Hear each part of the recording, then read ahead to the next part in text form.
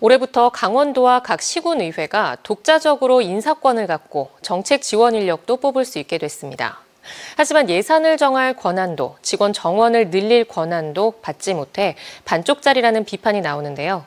인사권을 처음으로 행사하다 보니 충돌도 벌어지고 있습니다. 이병선 기자입니다.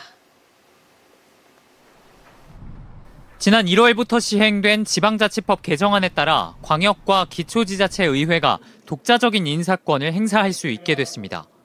의회 사무국이 지자체 산하조직 가운데 하나로 있으면서 임용과 복무, 징계 등이 지자체장에게 달려 있었던 지금까지와 달리 의회 의장이 권한을 갖게 된 겁니다. 정책지원 전문 인력인 정책지원관도 의원 정수의 2분의 1 선에서 뽑을 수 있게 돼 입법 활동에 탄력을 받을 걸로 기대됩니다. 하지만 껍데기뿐인 독립이라는 비판도 나옵니다. 인사권이 주어졌을 뿐 예산권과 조직권은 넘겨받지 못했기 때문입니다. 예산은 여전히 지자체에서 받아야 하고 조직 정원은 대통령령에서 정하다 보니 실질적인 인사권을 행사하기에는 한계가 있습니다. 게다가 조직 규모가 작아지기 때문에 승진에 어려움이 있을 걸 염려하다 보니 정원을 채우지 못해 지자체 공무원들이 파견된 곳들도 많습니다.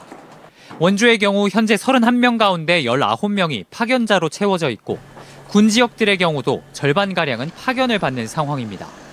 한 군의회 관계자는 시 지역은 비교적 인원이 많다 보니 인사에 있어 체계적으로 돌아갈 수 있는 부분이 있는데 군 지역은 10명 정도다 보니 인원 채우기도 쉽지 않다고 고충을 밝혔습니다.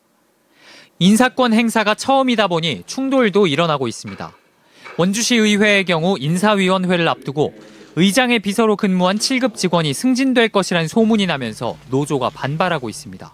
의전을 수행하는 비서였다는 이유 하나만으로 2년 7개월만 하시는 거고 이런 사례는 전국적으로 전혀 있지가 않은 상황이죠. 시장 군수를 제대로 견제하기 위한 필수 조건으로 꼽혀온 인사권 독립의 첫 걸음을 지방의회가 내딛고 있지만 제 역할을 하기까지는 진통이 이어질 것으로 예상됩니다. MBC 뉴스 이병선입니다.